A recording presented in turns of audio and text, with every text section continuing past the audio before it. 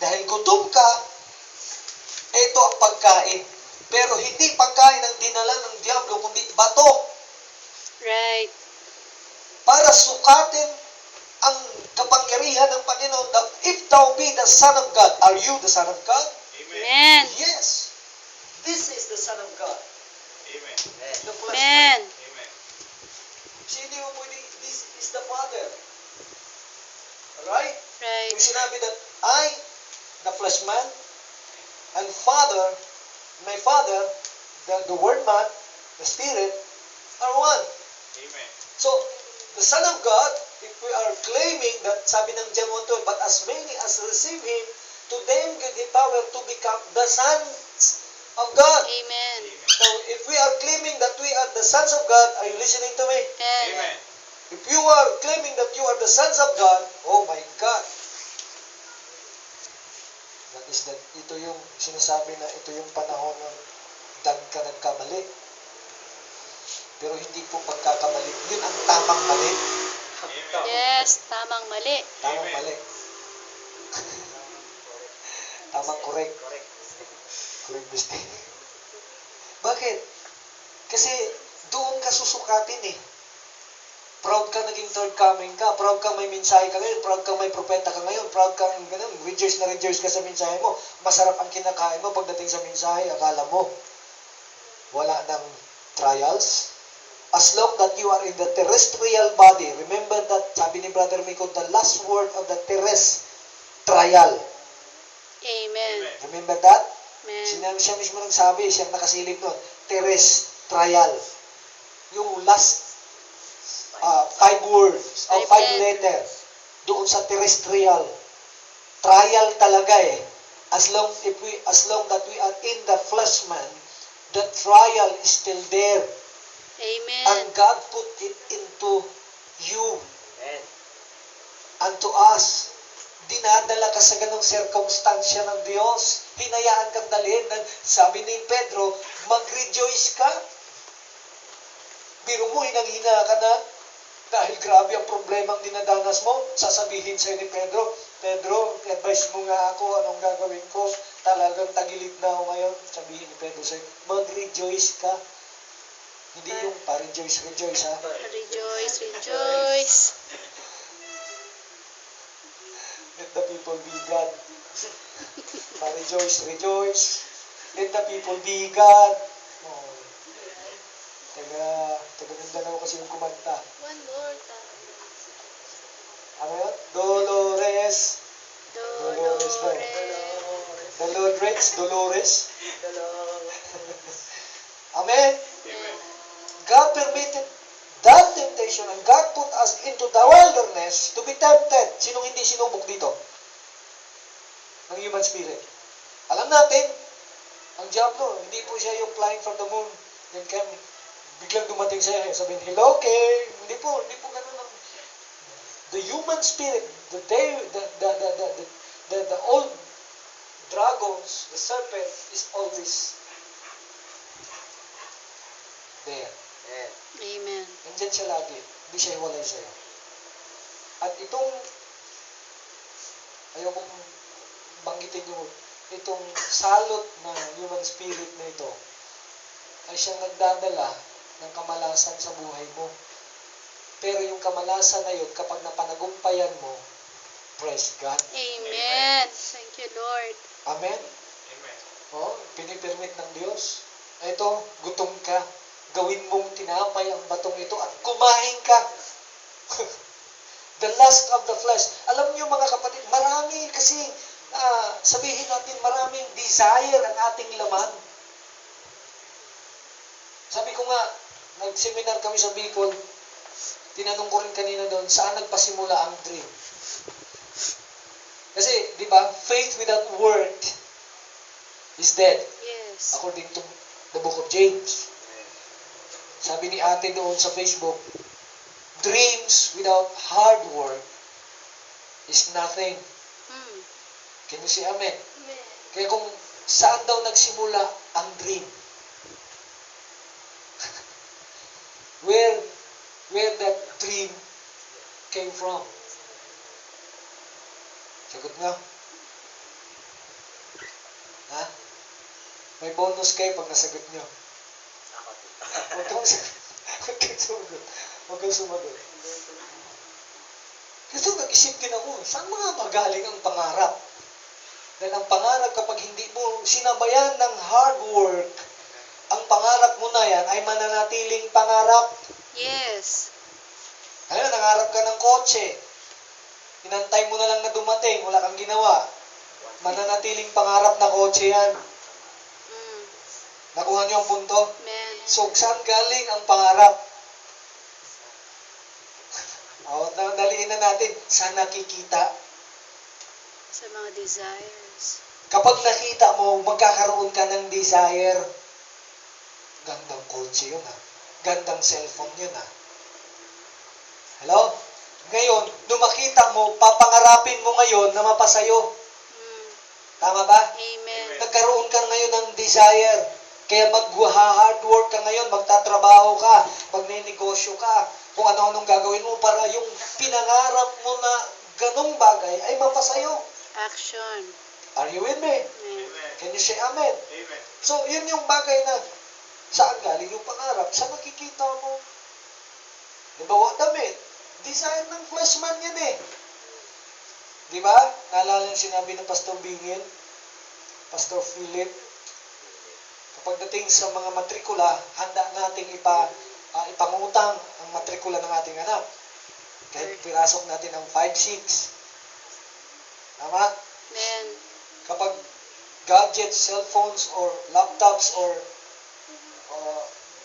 iPads, parang kaya nating mangutang, kaya ko namang bayaran yan. Right.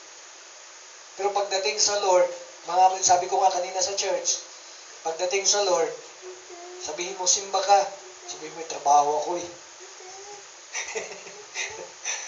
Hindi natin kayang mangutang para sa Lord. If you remember, Pastor Bingel. Amen? Amen. Walang nangungutang para sa Lord. Totoo yun. May katotohanan yung salita na yun. Kasi wala pa akong nakita. Pinangutang mo kasi ang Panginoon. Ngayon, meron na. Di ba? Meron na sa Bicol. Pinangutang niya ang pastor niya para sa ministry. Para makaalis lang. Biro mo yun. Oh.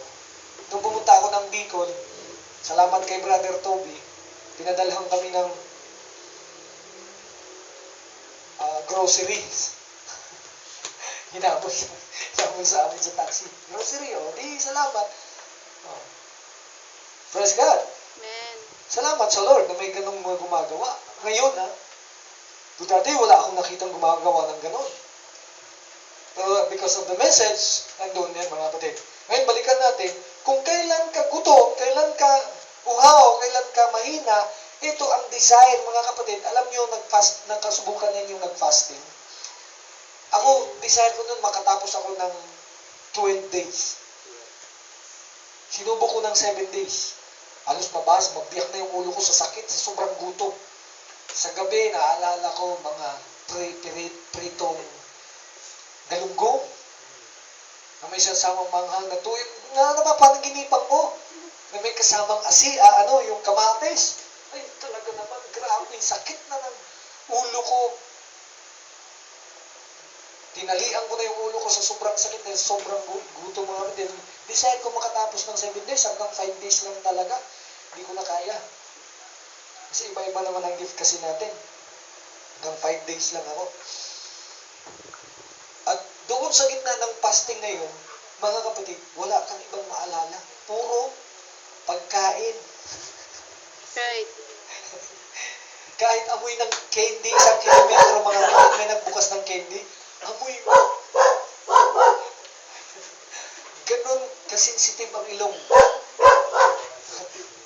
Can you say amen? Amen. Subukan mong gutumin. Tulad ni King, kunyari hindi kumakain ng gulay yan. Gutumin mo ng sa 2 araw yan. Si Kuya hindi kumakain ng gulay. Gutumin mo ng 2 araw. Tapos ipakain mo dyan gulay. Ay, ito gulay, kainin mo, hindi. Kakain yan. Ay, mga kapatid, pagtalikan mo, 1 kidlat yan, nawala na kagad yung gulay. Bakit? Gutom. Hallelujah. Amen. Praise God. Ito si Jesus Christ, na-experience niya yun. And here comes the tempter, dumating, may dalang bato. Let these stones become bread. Pagkatapos ginawa mo ng bread yan, kainin mo. Kung ikaw nga ba naman, kung ako ang Panginoon, isang pitik ko lang, hamon yung labas ng bato na yun. Sabi mo di puk! Kayang gawin ng Lord yun. Right. Right? Kayang gawin ng Panginoon yun. Pero ginawa ba ng Panginoon ang hamon ni Satanas sa kanya? Ang hamon ng flesh man niya? Ang hamon ng human spirit? No. Hindi niya ginawa yun. Pero ito ang sabi niya. He answered and said, it is written, hello? Amen. That man shall not live by bread alone, but by every word that proceedeth out of the mouth of God. Tingnan mo mga kapatid, anong pinag-uusapan dito? Flesh man. Dito ko lang nasilip Pwede kang mabuhay kahit hindi ka kumain ng tinapay, basta nakikinig ka ng mensahe ng Diyos. Amen. Man shall not live by bread alone, but by every. Hindi naman sinabi to, separated to Binasa niyo ba? Man shall not live by bread alone, but by every word. Man.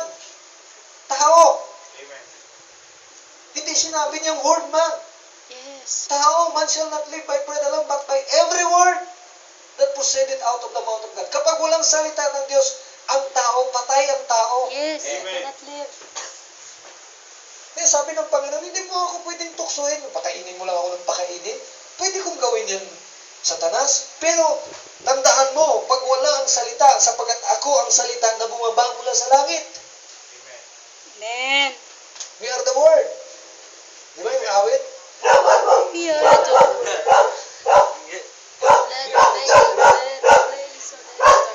We are the one, make the brighter day. So let's So let's start giving. Can you say amen? Amen. Tingnan natin maigi mga kapatid. Dito ko nakita, finokus ko ang aking kaisipan. Mismo ang sagot ng Panginoon, pinag-uusapan dito pagkain. Ang sinagot ng Panginoon, tao at pagkain. Itong flesh man na ito, kapag walang salita ng Diyos ito, patay ito. Di ba sabi ni Timoteo, ang tao na nabubuhay, whosoever that liveth in pleasure while he will live, sa panahon na sila ay nabubuhay sa pleasure, even though na sila ay buhay, patay sila. Sabi ng Bible, Amen. patay. So, ang sabi ng Lord dito, man shall not live by bread alone, Satan, but by every word that proceeded out of the mouth of God. Kaya pag ang tao, hindi na marunong makinig ng salita ng Diyos, patay. Amen.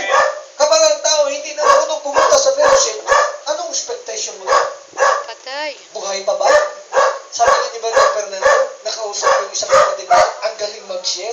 Sabi ko, hindi sa galingan yan. Magaling magsalita, magaling maggalingan sa mamagitan ng salita. Kung tingnan mo ang buhay mo, sinusunod mo ba? Ang kalooban ba ng Diyos ang buhay mo? Amen? Amen. Magaling daw mag-share, sayang. Sabi ko, hindi ako nanghihinayang sa mga taong ayaw sumunod talaga sa kalooban ng Diyos. Kung napansin niyo doon sa Facebook, meron sabi ng picture natin doon, ang dami yung tumal, di ba? Nakakamiss to. Ano ang comment ko? Forgettable just as well. If you're still looking backward, You it cannot is move. hard for us to move forward. Amen. Sabi ni Pablo, forgetting those things which are behind and which the things which are before. Huwag malalahanin yun, tapos na yun Chapter na ng buhay natin yun. Chapter 3 na yun. Right? And we are facing in the chapter 4. Huwag ka na bumalik sa chapter na yun. Tapos na yun, pupus kayo ng ganun lahat ng mga young people. Then, no, pagkatapos nung magpus, pinagbabaril ng demonyo yung bawat isa doon. Nawala na kagad yung iba. Nakakamiss ba? Nakakamiss kung iisipin mo. Pero, mga kapatid, kung tutuusin, kung sila talaga ay nagmahal sa Lord, kailangan hindi nila iiwan ng Panginoon. Amen. Look at Amen. John chapter 6. Ano ang sabi ng Lord? Simon, iwan mo ba ako? Pati ba kayo, iwan niyo ako? Ano sabi ni Simon? Lord, iniwan ko na ang lahat. Iniwan na namin ang lahat. See? Hello? Amen. Amen. pansinin mo, iniwan mo na ang lahat. Anong lahat? Isang ruler, lumapit sa Panginoon. Ano sabi niya? Lord, paano ako magkaroon ng buhay na walang hanggan? Ang sagot ng Panginoon, huwag kang pumatay, huwag kang mangunya, huwag kang ganito, huwag kang... Ginawa ko na yan. Since when I was youth at my young. Sabi niya, isa na lang, kulang. Sell all your goods and give it to the poor and follow me. Meron siya sa buhay niya na hindi niya kayang iwan. Right. May mga meron tayo sa buhay natin na hindi natin kayang iwan. Right? Ngayon, kahit anong sermon mo, hindi kayang iwan ni Kuya yung pagkukomputer. Iwan mo yan. Dahil walang mangyayari dyan. Yung ministry mo napapabayaan. Lahat sila. Hirap na hirap ako kanina nung pumapalo ka. Dinadala ko sa katawan ko yung palo mo, ibang-iba na. Remember your ministry. Lahat sila. Lahat sila. Lahat kayo. Lahat kayo. Hindi ako nag-computer. Wala nang practice. Ha? Wala nang practice. Wala nang practice. Kaya nga, we are facing our new chapter. Tama? Walang ganyan. Walang ganyan sa third coming. Nakatuchin ko doon sa Santikon. Walang ganyan sa third coming. Alright? Iniwan na namin ang lahat, Panginoon. Pag iniwan ka namin, saan kami pupunta? Nalalaman namin na ikaw ang Kristo, ang anak ng Diyos na buhay. Look at that. What a statement that Peter made. Tama? Grabe. Iniwan na daw niya lahat. Ibig sabihin, wala nang natira sa kanya. Ibang klase. Minahal niya ang Panginoon ng lubos. Remember in the book of John, 3 times Jesus asked him, "Lovest thou me?" Walang ibang apostol na tinanong ng Panginoon ng 3 times. Simon Bar-Jonah, "Lovest thou me?" What a message. What a conversation na ginawa ng Panginoon kay Pedro. Ang sagot ni Pedro, "You know, Lord, that I love thee." Now, sabi niya, "Feed my flock." Pakainin mo ang aking mga tupa. Then again, the Lord asked him, "Lovest thou me?" And the second time, Peter again, "You know, Lord, that I love thee." O, anong sagot? Ganun pa rin ang sagot ng Panginoon. And the third time, tinanong ng Panginoon si Pedro, ano ang sagot ni Pedro? Bago siya sumagot, ang sagot ni Pedro, ang sabi ng Bible, tumangis muna siya. Ang pagtangis niya ay hindi lang basta sumigaw yun. Umiyak si Pedro sa harapan ng Panginoon at sumigaw siya at nagsabi siya, "Lord, you know that I love thee."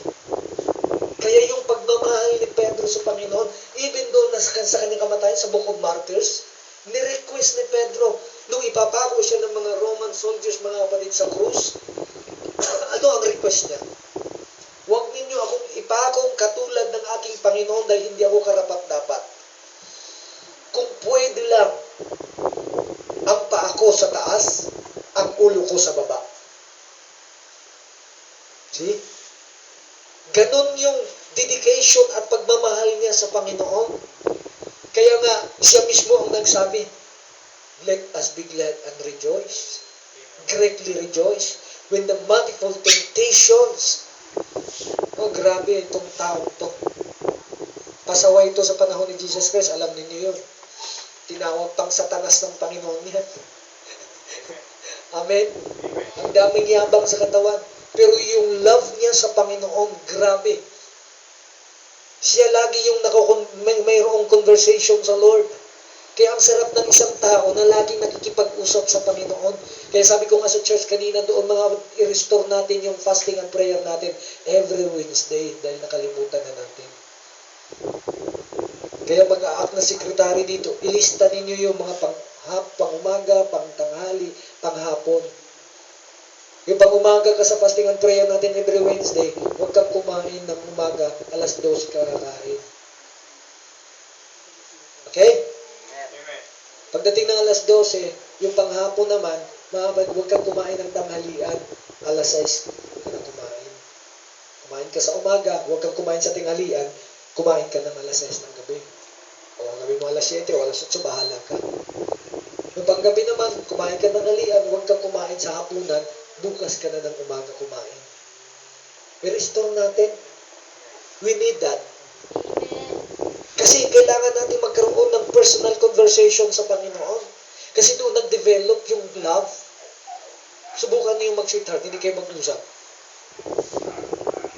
Diba? Si Kim iba eh. Diba? Mas gusto niya hindi mag-usap. Joke lang, Brad. Kasi inaaway niya yung girlfriend niya pag laging nag-uusap. Oh, di ba? Nag-uusap. Mamaya na kayo mag-usap. Can you say amen? Pero pagdating sa relationship, if we talk about the relationship, remember that kailangan yun. The conversation is needed. Amen.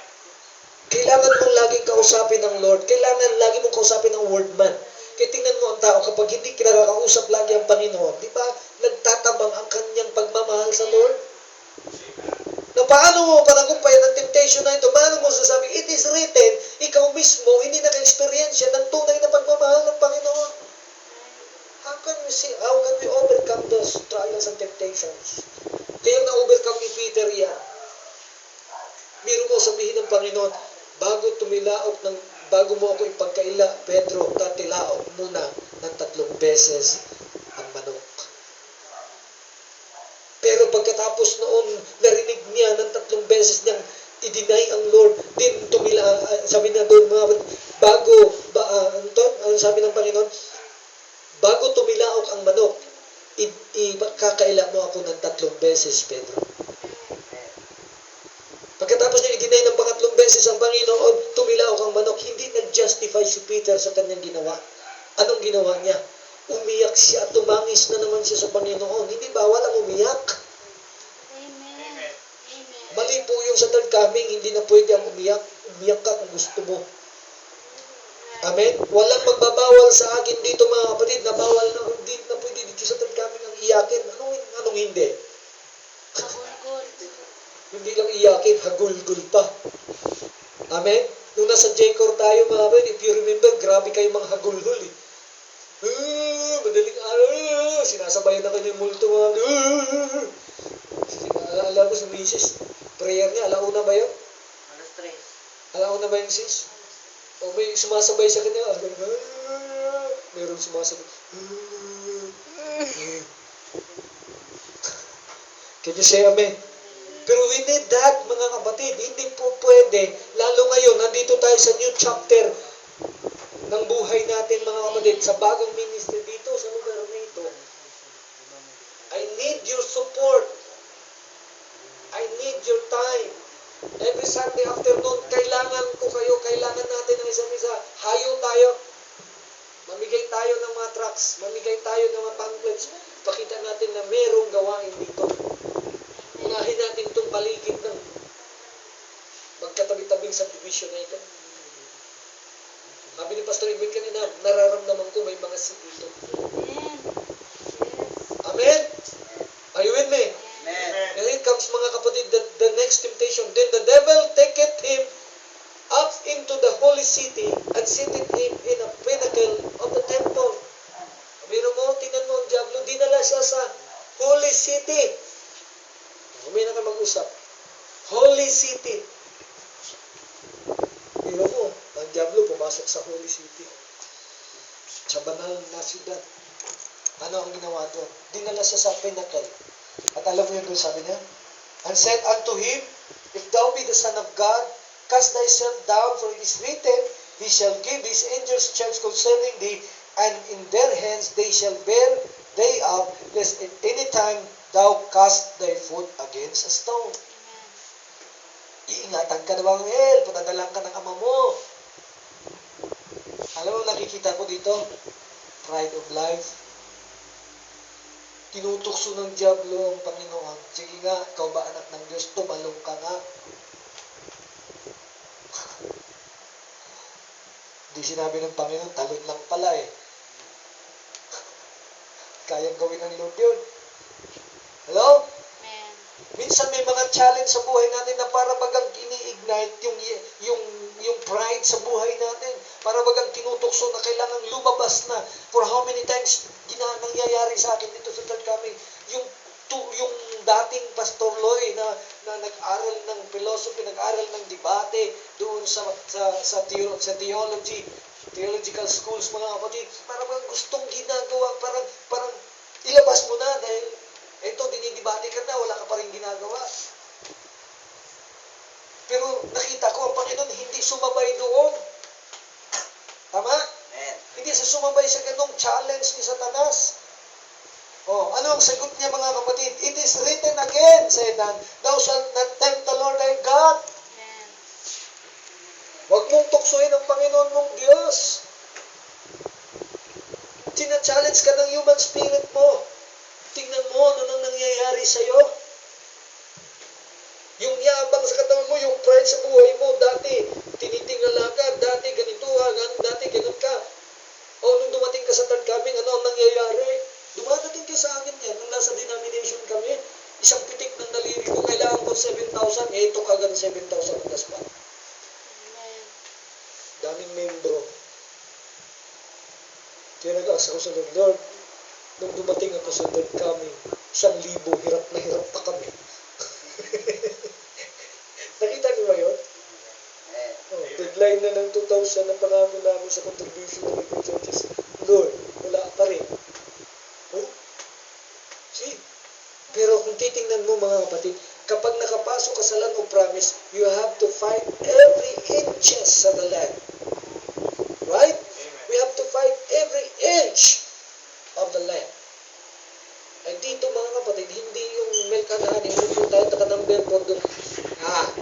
Milk and honey. Tama? Anong gagawin mo? Magtanim. Magtanim ay di biro. Totoo yan. Ako, naging farmers ako. Bubungkalin mo yung lupa. Kailangan araruhin, kailangan alisan ng damo. Kahit sa business, magtanim ay hindi biro. Pakapalan ng mukha. Tama? I-promote mo yung pinaniniwalaan mo na magpapaganda sa buhay mo. Biro mo yun. Haharapin mo yung mga tao. Paniniwalaan mo sila sa sinasabi mo. Pero sabi ko nga doon sa Bicol, tayaan na ng pangalan to. Kasi kilala nyo kami mga pastor, tayaan ng pangalan to. Pag niloko namin kayo, putulan nyo kami ng ulo. Sumagot naman sila, wag naman pastor. Sino na mismo sumagot?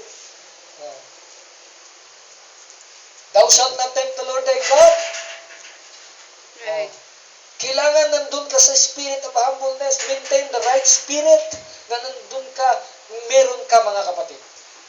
Huwag kang magpatangay doon sa human spirit na tinutukso ka para ipakita rin na ganun ka. Amen? Amen. He that humbleth himself shall be exalted, but he that exalted himself shall be abased. Yes. Yan. Yan ang pinakita ng Diyos, ng Panginoon kay Satanas. And the next, again, the devil taketh him up into the exceeding high mountain, and showeth him all the kingdoms of the world, and the glory of them. Oh my God. Dinala siya doon sa highest mountain, then he show all the kingdoms of the world, and the glory. Alam niyo yung glory diyan? Wealth. Amen. Kayamanan ng mundo. Sabi ko nga ng Bible, alam niyo mga kapatid, hindi ko sinasabi na bawal ang yumaman dito. Are you with me? Amen. Hindi po bawal yumaman. Kung basahin mo ang Bible, ano ang sabi ng Bible?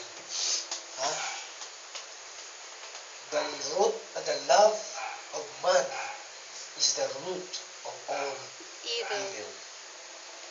But the money is not the root of all evil. We need money. Money is Bakit? not evil. Yes, money is not evil. The love of money. The love of money, right? Bakit? Tingnan mo. Tinanong ang Panginoon sa iyang kanyang ministry, nagbabayad ka ba ng buwis? Tinanong ng Panginoon si Simon Pedro, Simon, nagbabayad ka ba? Sabi ni Simon, wala akong pambayad, Lord. Wala na akong ginawa. Sumunod ng sumunod sa'yo. Utos ng Panginoon sa kanya. Oh, Pedro, ito ang pagbingwit. Pumunta ka sa dagat. Mambingwit ka ng isda. Pag unang makuha mong isda, bukahin mo ang bibig. Meron pong pera doon. Kunin mo, bayaran mo ang buwis mo, pati na rin ako. Amen. See? Hello? Sa Matthew 27, tinanong ng mga Pariseo at Iskriba ang Panginoon, nagbabayad, kanino ka nagbibigay ng iyong buwis? Ano ang ginawa ng Lord? Kumuha siya, nabigyan niya ako ng denaryo. Binigyan siya ng denaryo. Pagbigay, kaninong mukha meron dyan? Ang sagot ng Panginoon sa panahon na yun ay si Tiberius Caesar. Kay Caesar! Hello? Amen. Oh. Ang sabi ng Lord sa kanila, ibigay ninyo yung kay Caesar. Pera yun, ha? Ibigay niyo rin sa Lord, ang para sa Lord. Pera yun. Yes. Ibig sabihin, hindi masama ang pera kung ito ay ang sumunod sa'yo. Pero kung ikaw ang sumunod sa pera, doon tayo magkakaloko. Amen. Amen. Kaya tayo nagbi-business dahil gusto nating yumaman. Pinapangarap kong merong gumarahe dyan na magandang sasakyan. Amen. Kailangan kong magtrabaho. Hindi ko aantay na ka-number 4 ako rito, Lord. Kailan i-deliver yun? Sabihin ng Lord, sir, kailan man hindi darating, nakaupo ko lang eh. Amen. Anong Right. gagawin mo ko? Kailangan ko magtrabaho. Kailangan ko iwan ng 4 days ang pamilya ko. Pupunta ako ng Bicol. Next, first week ng August, tatakbo na naman ako roon. Takbo dito, takbo doon. Tanim! Hindi biro ang magtanim. Amen. Sige lang. Dahil pag ani, Amen. praise God. Amen? Amen. Magtanim. Naalala ko yung nagsabi nga mga kapatid, binanggit ni Brother Toby kanina yung nagpatotoo siya. Sa mga kaugalian ng mga Chinese, ang kanilang anak ay pinapag-aral nila. Na ano nila sa isang librong manunulat ng libro. Nakalimutan ko yung pangalan na banggit Brother Toby kanina. Na pinagpa-aral niya, ikaris niya ang mga magulang na ipag-aral ang kanilang mga anak na pagkatapos nilang mag-aral ay magtayo sila ng kanilang mga sariling korporasyon. Hindi para mag-aral, para maging alipin habang buhay. Amen. Amen? Amen. Mag-aral kayo, isang araw, kayo ang may-ari ng korporasyon. Mamili kayo ng inyong mga kurso. Isang araw, ngayon, nagtatrabaho ka, huwag kang manatili, aabot ka ng 50 na roon ka pa rin. Dahil hindi ka aasenso kailanman. Amen. Amen. Ngayon, magtatrabaho ka sa isang restaurant, isang araw, ikaw ang may-ari ng restaurant. Amen. Nakuha nyo? Amen. Can you say amen? Amen. Ganun mga kapatid, dati, nangangarap ako, nagdadrive ako mga kapatid, nangamuhang kami, drive kami, kay dating amo kong congressman mga kapatid, sabi ko isang araw, mag-drive din ako ng sarili kong sasakyan. Hindi lang yung sabihin ng amo ko sa likod, kaliwa ka, kanan ka, kaliwa ka, diretso ka. Oh, sige, kanan, kaliwa, diretso. Ngayon, pag ikaw na sumakay, saan mo gustong kumaliwa, saan mo gustong kumanan, walang magmamando sa likod. Amen. Sa harap lang. Sa harap lang, sa katabi. Sumisiga pa. Ah! Oh. Kasi amen. Pero magtanim ay hindi biro. Malapit ako matapos mga kapatid. Kasi yung temptation dito mga kapatid, dinala ng Lord doon at ipinakita ang wealth, the kingdom of this world. Sabi niya, He show all the kingdoms of the world and the glory therein. Grabe. Lahat ipinakita ng Diyos. Kita mo to? Akin lahat yan. Squatter kasi siya eh. Ang tisang nagdikap. Kulang-kulang lang sabihin ng Panginoon, saan ka ba nung nilikha ko yan mga yan? Do you remember na nung ka sa hardin? Ezekiel chapter 28, pinagbantayan kita roon, nagrebelde ka? Hello? Amen. Tapos ngayon, inaangkin mo, pinakita mo pa sa akin, at ang sabi niya, sabi na yung Diablo dito, and saith unto him, all these things will I give thee, if thou wilt fall down worship me. Pag sinamba mo na ang flesh man at ang human spirit, lagot ka. He will destroy you. Alam niyo kanina, masakit to pakinggan. Alam mo ba ang prayer ko ngayon? Sa lahat, ulitin ko, nakarecord ulit yan. Sa lahat ng lumayas sa gawain ng Panginoon para patunayan ang mensahe nito ay tama at totoo at makapangyarihan.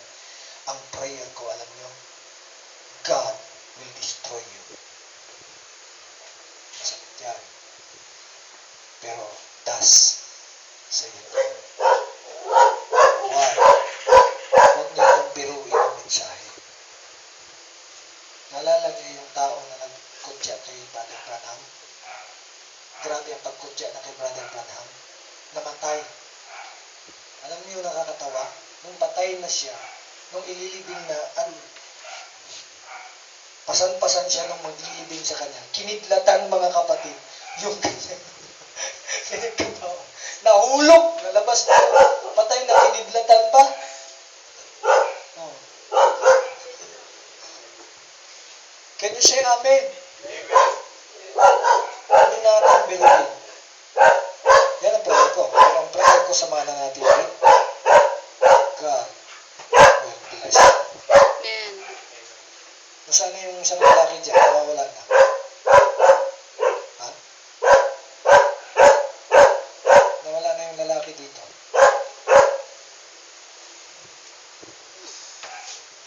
Kailangan na ng parusa at pako na sa krus yan. Hindi pa tapos ang gawain. Ang sagot ng Panginoon din, saith unto him, God be hence, Satan, for it is written, Thou shalt worship the Lord thy God, and him only shalt thou serve. Okay? Satan, it is written, Thou shalt worship the Lord thy God. Anong pinag-uusapan dito? Yung flesh man ni Jesus Christ. Worship the Lord thy God, and in him, praise God. Can you say amen? Amen. Hallelujah. And him only thou shalt serve. Kailangan itong flesh man, yung human spirit, ang mag-serve sa world man. Okay? Can you say amen? So, the temptation of the flesh man, dito sa huling verse na babasahin ko, then, the devil leaveth him, tinantanan na siya ng diablo, and behold, angels came and ministered unto him. Tinanong ko kanina umaga to. Kasi came, and angels came, past tense, and ministered, past tense, unto him. Ang drive ko dito mga kapatid, conclusion ko, bago pa man dumating yung manifold temptation na yon, bago pa dumating yung trials na yun, bago dumating ang diablo, the angels of the Lord always ministered unto Jesus. Amen. Kapag dinala ka ng Panginoon, ng Diyos doon sa sitwasyon mga kapatid na tinatawag na manifold temptation, and when God put you there, God will never leave you there. Amen. He sent His angels to serve. Can you say amen? Amen. Hallelujah. And ministered unto us. Hindi po pwede yung, Lord, nasa gitna ako ng pagsubok, nasaan ka? Meron kasing tanong din eh, pinabayaan na ata ako ng Panginoon. Di ba? You're alone? No.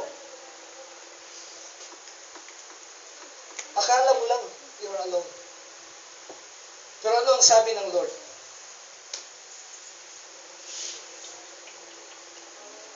Ang Diyos ang nagdala sa iyo doon. Sa tingin mo, mababayaan ka ng Panginoon. Ha? Mababayaan ka ng Lord? I don't think so. Minsan, naiisip mo lang yun. If you remember the song's Footprints in the Sand, nung maglalakad siya sa shore, sa shore ba? Seashore. Seashore. Sa tuwing ililingon siya, dalawang paang nakikita niya. Amen. Doon nagre-rejoice siya kasi alam niya, although hindi niya nakikita ang Diyos, may paa siyang nakikita. Amen. Na alam niya, ang Diyos nandun sa tabi niya. Right. Rejoice siya, rejoice. Tuwang-tuwa siya. Pero nung dumating sa punto na ang sabi ng awit na nag-compose, dumating ang puntong hirap na siya, trouble times during my suffering, sabi niya, during my manifold temptation and trials, nung lumingon siya uli, dahil nag-rejoice siya eh. Ito yung sinasabi ko eh. Nagre-rejoice tayo sa coming message eh, mga kapatid. Pero hindi natin nalalaman, mga kapatid, ayan na ang trials, dumating na. Hello? Amen. Nung dumating ang sufferings, manifold temptation, paglingon niya, isang paa na lang nakikita niya. I believe akin to, sabi niya. Ang sabi niya, Lord, iniwan mo ako kung kailan kita kailangan. Father, you live with me sa panahon na kailangan kita. Ano ang sabi doon? And the Lord replied, My son, My son, my my precious, precious child, during your time. I love you and I will never leave you. During your time of suffering, for you could see only one footprints in the sun. Set up for the... You know, son, it was then that I carried. Amen. Oh God, hindi mo na paayan. Paako yan. Bakit? Pasan kita. Thank you, Lord. Amen. Do you Amen. think during the times of troubles, God live with you? No. I believe that God will never leave me. Yes. I believe that. With all my heart. Sa lahat ng mga bagay na ginagawa ko at pagtatanim ko ngayon, merong dumating sa buhay natin. Even this family of mine, nagkaroon kami ng manifold temptations, trials, pangangailangan, lahat-lahat. But deep in my heart, Lord, I always pray to God. I know that you'll never leave us. Amen. During of our suffering, sabi ko sa Lord, kung lilingon man ako, wala akong ibang nakitang paa, hindi akin kundi sa iyo. At sa pagtatanim ko na ito, alam ko kasama kitang nagtatanim. Na isang araw, pag-ani ko, kasama kitang aani. Amen. Sinabi ni San Mr. Davidian, pumanig ako sa pinakamataas ng kalangitan, naroon ka, O Diyos. Amen.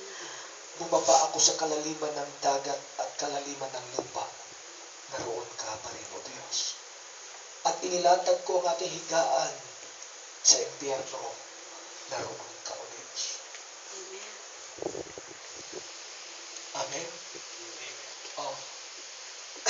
You can run, sabi ko nga, if you have the word man, but you cannot hide the presence from the presence of the Lord. Hindi ka kailanman iiwan ng Lord. Pagtatanim, magtanim ka. Sa pagtatrabaho, magtrabaho ka maayos.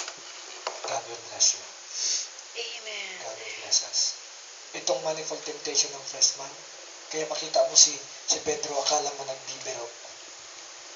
Ano? Bakit ka magre-rejoice? Panahon ng manifold temptations, ang bigat, heaviness, and manifold temptations. Hindi biro yun. Siguro yung mga anak namin, hindi pa nila naranasan at naramdaman. Sabi ko nga mga kapatid, bago ako magtapos, hindi nila naranasan kumain ng sibuyas. Right. Na sa panahon ng aking kaisipan, ayaw kong iparana sa kanila ang ganung kahirapan. Dahil tatay ko, pastor, ganun ang senaryo. Maririnig ko ang papa ko, ang Diyos mayaman, may-ari ng lahat ng mga bagay. Kami walang kinakain. Grabe. Ang Diyos ang nagsusupply ng pangangailangan. Tanghalian namin, mga kapatid. Sibuyas. Sino nakakain dito ng sibuyas na walang suka, walang asin? Yung sibuyas na buo, pag subukan mong kainin, slicein mo nga lang, magluluha ka eh. Kainin pa. Kung ang bawang kainin mo, gamot, ang sibuyas pag kinain mo, tutulong ang luha mo mga kapatid na wala ka namang sakit na nararamdaman. Oo, totoo. Hindi pa rin na naranasan, ayoko ibaranas. Lahat ng makakaya kong gawin, gagawin ko. Are you with me? Pero dapat makita niyo rin ang kabigatan, mga anak. Pag si Papa hindi na umiimik at si Mama hindi na umiimik, alam niyo na, sensitibo dapat kayo. Yun na yun. Nasa manifold and heaviness, temptation, trials tayo. Pero alam ko, trials ng faith, kailangan lumabas ang faith, pigain ko, at kailangan kong kumilos at gumawa. Kaya nga iniiwan natin ng 4 days, 5 days, 3 days ang ating pamilya. Alam ko, ang Diyos ang mag-iingat sa kanya, mga kapatid ng asawa ko. Sa tuwing wala ako dito, iniingatan siya ng Panginoon. Dahil sabi ko sa kanya, ginagawa ko ito para sa ministry at para sa inyo. Amen? Amen. Marami tayong naharapin at gagawin. Minsan, kailangan makita niyo ang responsibility. Dito sa responsibility sa ating fleshman, the temptation of the fleshman, kailangan tayo mag-overcome. At nung mag-overcome ka, the Lord sent His angels and came, the angels came, hallelujah, and ministered unto him. Amen.